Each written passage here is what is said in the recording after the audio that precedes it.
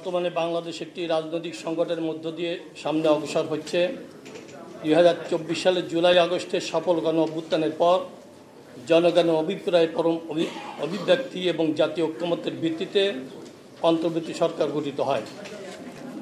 অন্তর্বর্তী সরকার দায়িত্ব গ্রহণের পর রাষ্ট্রের প্রয়োজনকে সামনে রেখে জনগণের প্রত্যাশা পূরণের লক্ষ্যে গণহত্যার বিচার, রাষ্ট্র সংস্কার ও স্বৈরাচার ফিরে আসার সকল পথ রুদ্ধ করার প্রত্যয় নিয়ে কাজ শুরু করে। গঠিত হয় বিভিন্ন সংস্কার কমিশনগুলোর সুপারিশের ভিত্তিতে জাতীয় ঐক্যমত্য কমিশন 166 প্রস্তাবের ভিত্তিতে রাজনৈতিক দলসমূহের সাথে আলোচনা মিলিত হন। দীর্ঘ আলোচনার পর 84টি প্রস্তাব সিদ্ধান্ত আকারে গৃহীত হয়। অনেকগুলো প্রস্তাবের সাথে দুই একটি রাজনৈতিক দল ভিন্ন মত পোষণ করায় অনেকগুলো গুরুত্বপূর্ণ সিদ্ধান্ত গ্রহণ করা সম্ভব হয়নি। প্রিয় সাংবাদিক বন্ধুগণ, ইতোমধ্যেই জাতীয় ঐক্যমত্য কমিশন প্রধান উপদেষ্টার নিকট জুলাই সনদ বাস্তবায়নের সুপারিশমালা জমা দিয়েছেন। বাস্তবায়নের উপায় হিসেবে সরকারকে 3 ভাগে সুপারিশ করেছে ঐক্যমত্য কমিশন।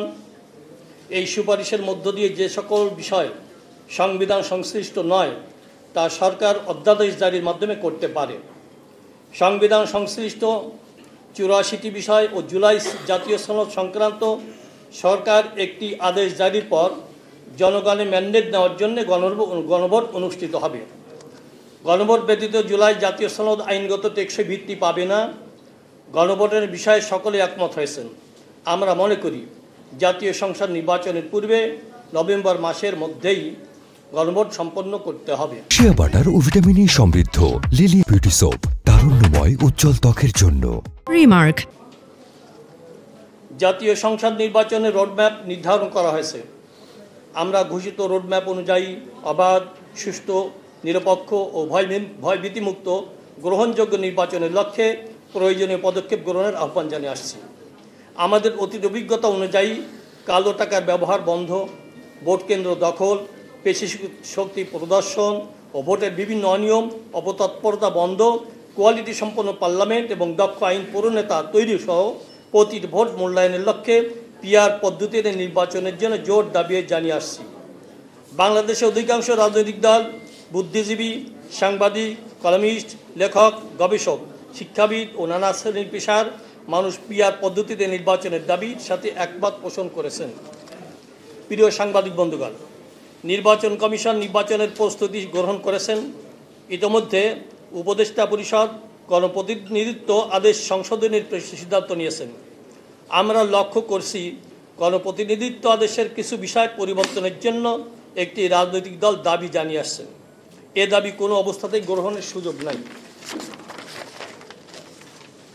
দাবিসমূহ হলো, আমরা আন্দোলনরত দলসমূহ জুলাই জাতীয় সনদ বাস্তবায়ন, আগামী নভেম্বরে গণভোট অনুষ্ঠান ও ফেব্রুয়ারি 2026-এ সুষ্ঠু নির্বাচন অনুষ্ঠানের লক্ষ্যে 5 দফা দাবির ভিত্তিতে আন্দোলন করে আসছি।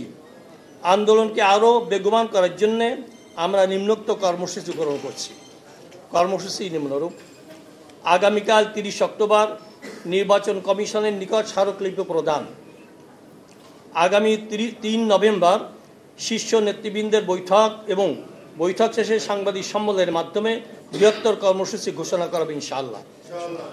এসব কর্মসূচি বাস্তবায়নের মাধ্যমে জনগণের দাবি আদায়ের লক্ষ্যে ঐক্যবদ্ধ হওয়ার জন্য আমরা দেশবাসীর প্রতি উদাত্ত আহ্বান জানাচ্ছি।